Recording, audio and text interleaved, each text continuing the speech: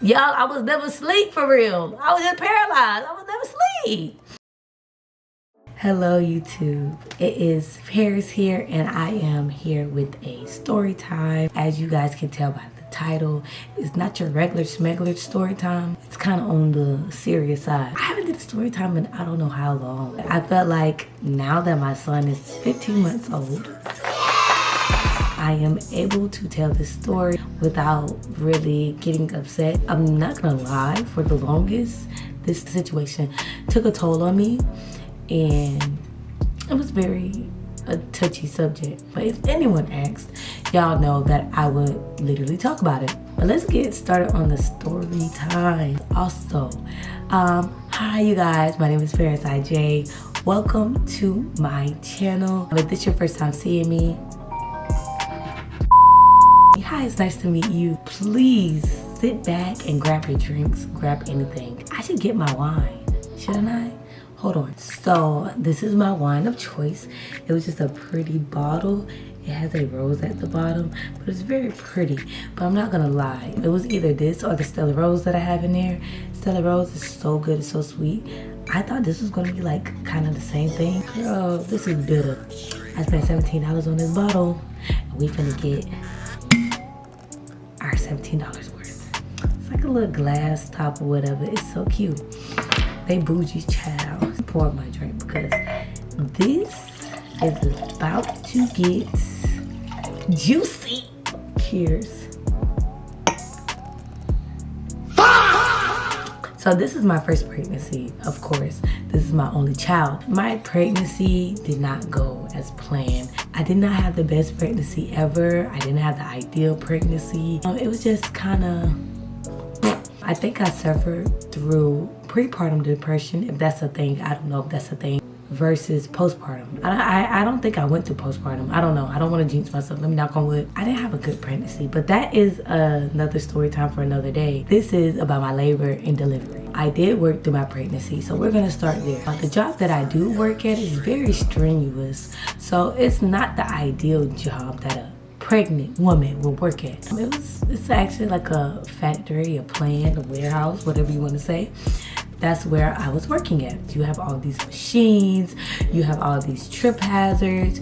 It just wasn't safe.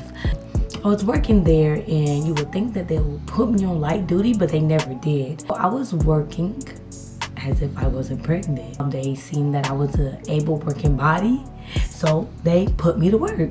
And I honestly think I worked harder than I did then versus now. I say that to say, it was very strenuous on my body. My good friend, you know who I'm talking about. Thank you so much for helping me during my pregnancy. She was helping me out. She was saying, girl, you can't do this, you can't do that. You can't do it. But me being hard-headed, I'm just like, listen, these folks don't give a about me, so I'm just gonna do it.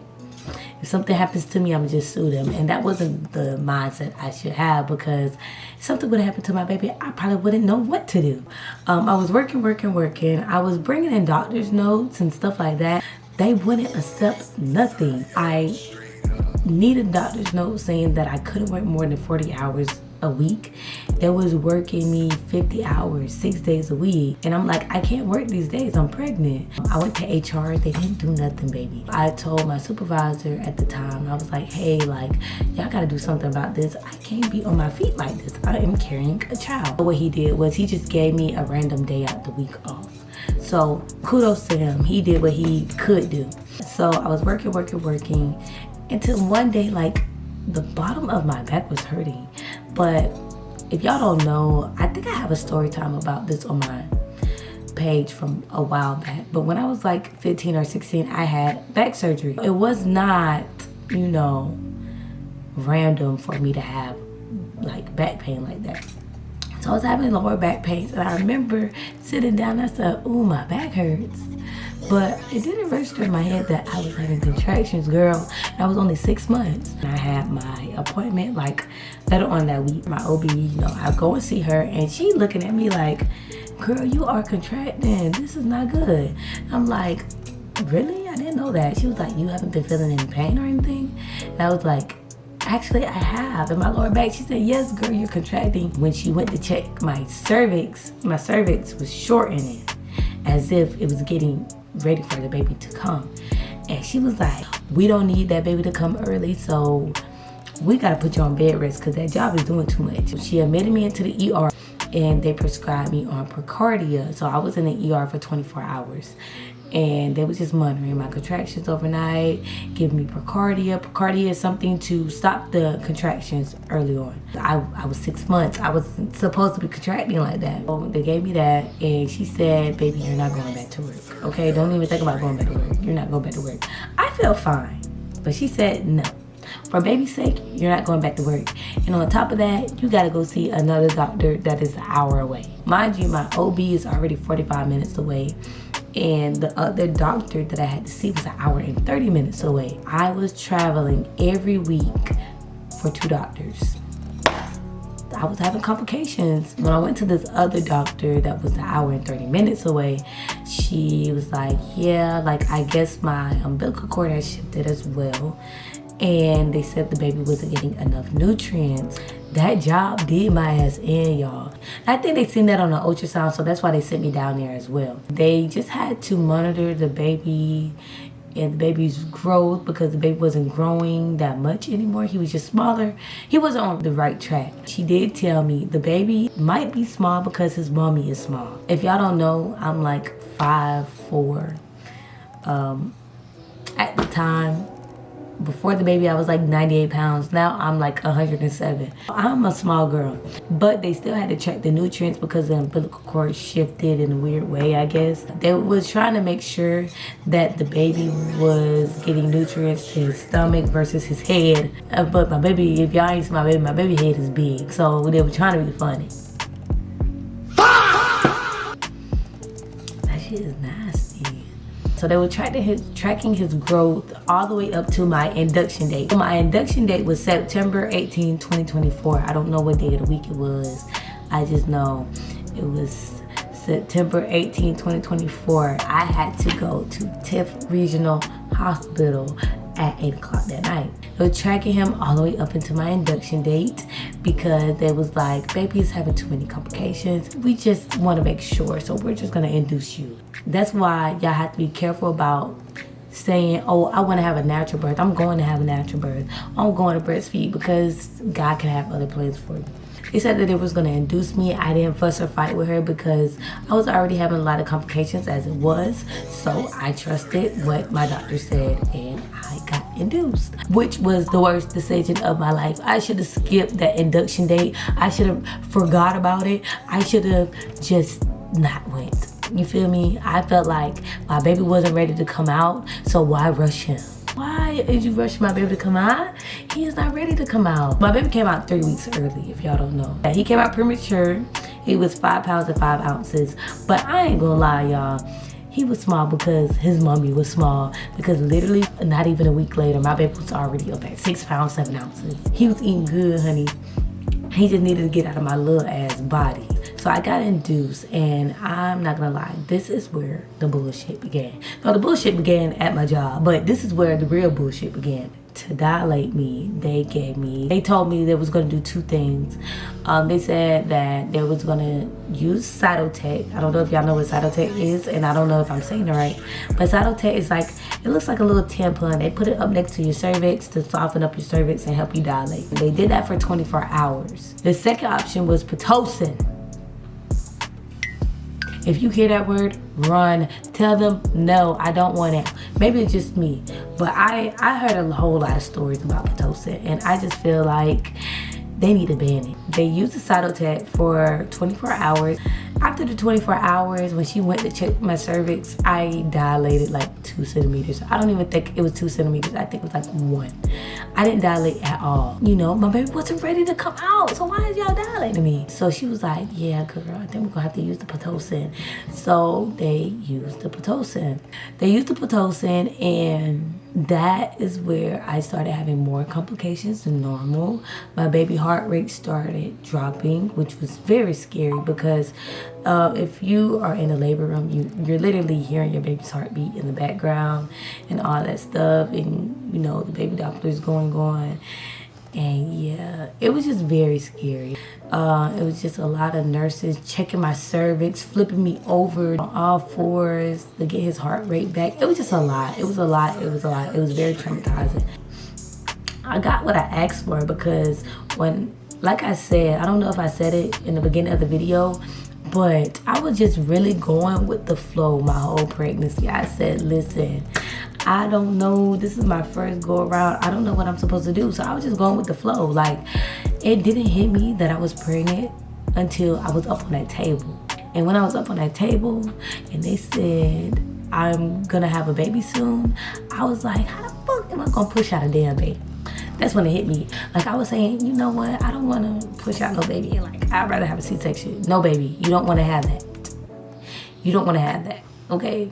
Because when they said emergency C-section, a bitch was shaking. A bitch was scared. I was shaking in my boots. So they gave me the Pitocin, and that's when everything started going downhill. They said my contractions was coming every minute. I don't know if I have like a higher pain tolerance or what, but I wasn't feeling any contractions. Like, I wasn't feeling none at all. Like, not trying to be he-man, she-man, but like, I really wasn't feeling it. The only thing that really felt uncomfortable was when they were checking my cervix. That bitch was digging in that hole. She was really digging. Like, she was digging for gold. That shit hurt. She was like, I could feel his hand, and she was saying all that. Calm down. That was the only thing that was like really hurting. When she called my doctor in that was delivering my baby, she came in and she was like, yeah, girl, we're gonna have to give you an epidural because these contractions are kind of sending your baby into distress, I think. And she said the epidural is gonna help you and the baby. What? Before this, I always said I did not want to use an epidural, but like I said, my doctor said to use it, that's the best decision. Hey, I did not want to use the epidural because I heard the needles was big, and mind you, I had back surgery. I was really trying to get up out of there. Like, I did not want an epidural. So I was like, hey, I had spinal fusion, I have rods in my back. Is it okay for me to get an epidural? So they had like an anesthesiologist come in and like feel on my back, and they was like, yeah, we can do it right there. Like, we can do it right there. So I was like, they gave me an epidural. Shouty, no. Like, I was shaking uncontrollably. I couldn't stop. More so a mind thing. And she came in and she laid the news down on me. She said, hey, I'm sorry, but we're going to have to give you an emergency C-section. Imagine you going in there thinking that you're finna push out a baby and they tell you finna get cut. Like, that's scary. When she told me that, I instantly started crying. So they rolled me back. They took everything, they rolled me back. Said, well, since we gave you the epidural, we can just use the epidural for the numbing. Like, we don't have to numb you. And it's starting to make sense because I didn't ask for an epidural. They like kind of insisted for me to get an epidural. And now I'm thinking about it, they've been playing this. They've been playing it. Like, they've been, as soon as I got induced, as soon as they gave me the induction date, they knew that they was gonna give me an emergency C-section. So they rolled me back, like on the long gurney, on the long Cadillac. They rolled me back on the long Cadillac. And I was scared. I was just crying the whole time. And my baby daddy up there like, it's gonna be okay. I'm like, bitch, no, it's not. And they trying to soothe me. They was like, girl, it's gonna be okay. They brought me into this room where they was gonna be cutting me. And my child's father, he couldn't come in there. I was in there alone with all these doctors. It was kind of scary because it was like 6, 7 doctors in there. And they put up the blue sheet and everything. I was scared. She was like, let me know if you feel it. She had a wet wipe and she was wiping it across like where they was gonna cut the incision at. And she was wiping me down like with a wet wipe, asking me if I felt it. And I did feel it in certain areas because, like I said, I had back surgery. So when they gave me the epidural, it didn't take all the way. One side of me was numb, the other side wasn't. So when I was telling her I was feeling it, she was like looking around like, yeah, we're gonna have to put her to sleep, you guys. They ended up putting me to sleep. But I didn't tell y'all this little crucial information. Before all of this, the lady had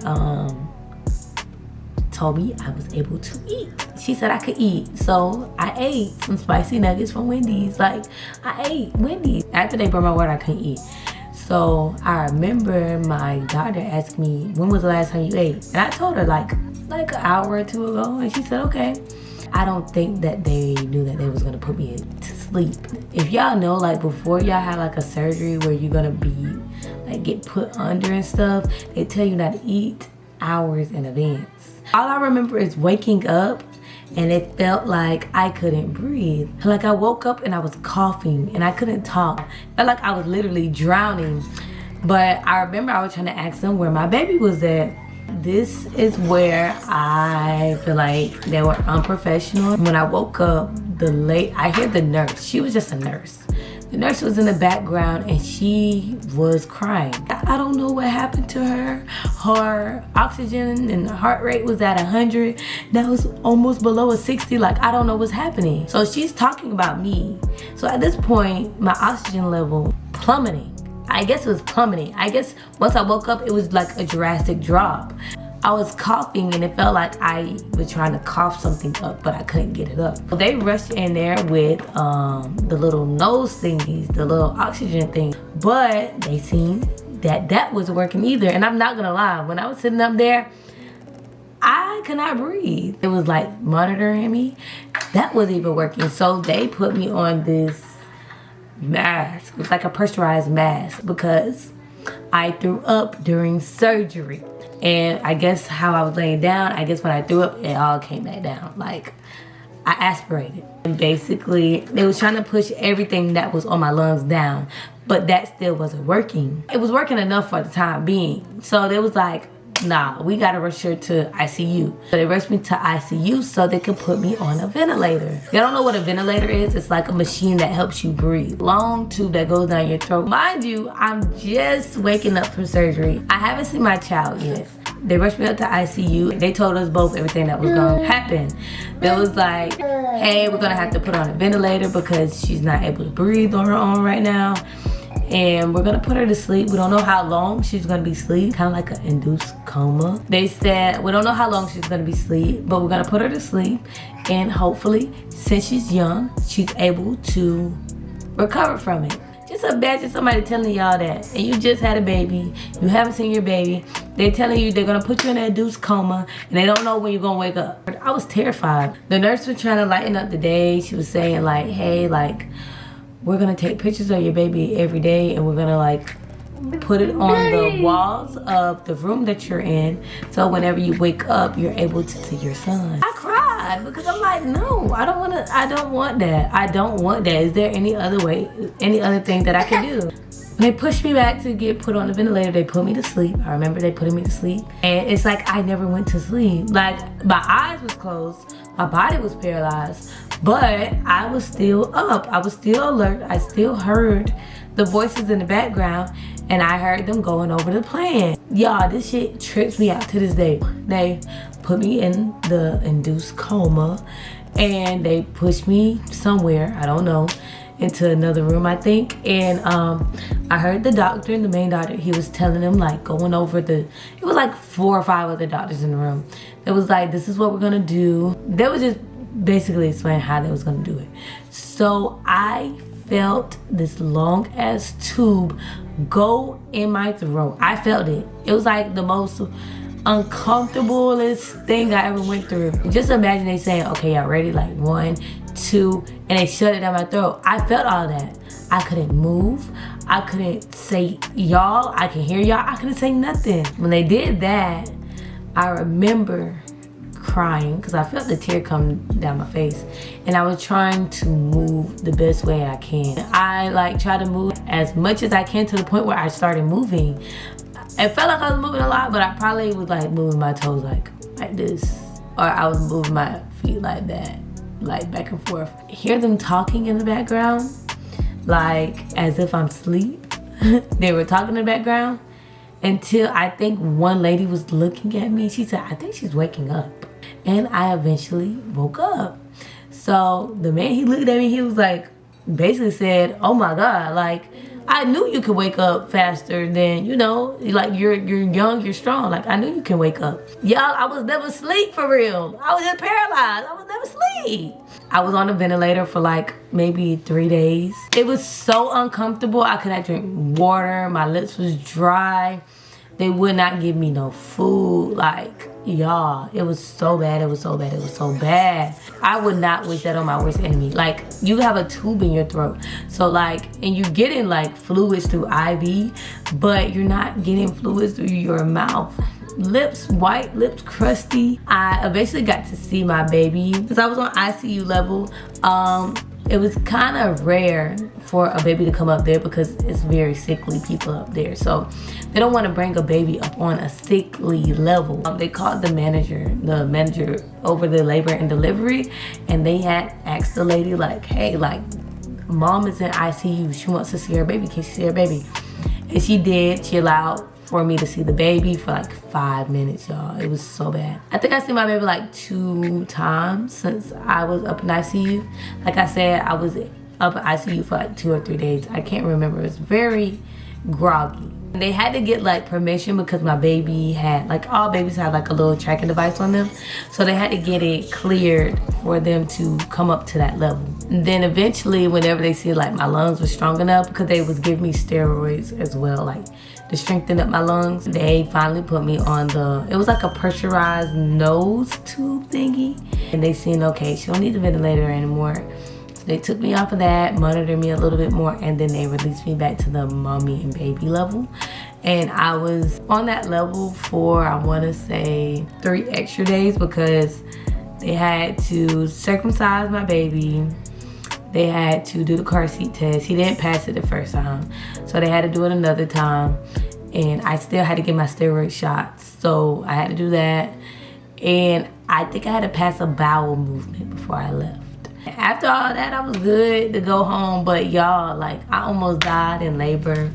It was like very traumatic. Like, will I have another baby? No, I wouldn't. Even if I was to get married, no, I wouldn't. I don't want to have no more kids. It's very traumatic. When they say pregnancy and giving birth and all that stuff is the closest thing to death, they did not lie. If you are planning on having a baby, this is just my story. This is not how every experience goes. I just always get the short ending of the stick every time I have a surgery. Like I said, my first surgery didn't go as planned. My first surgery, I almost died. Same thing. I didn't eat, but like it was too much on my body to the point where I had fluids on my lungs as well, and I almost died then. Same thing happened, but I threw up in my sleep. So whatever came up went all the way back down into my lungs. This time was a little bit worse than my back surgery time. Yeah, I mean, I think I'm one and done. Yeah, I think I'm one and done. I am one and done. I'm not gonna say I think, I am one and done. I can only see myself with one baby boy. Not saying your experience is gonna be like this or your experience is gonna look like this. No, baby, it's not. Everybody's experience is different.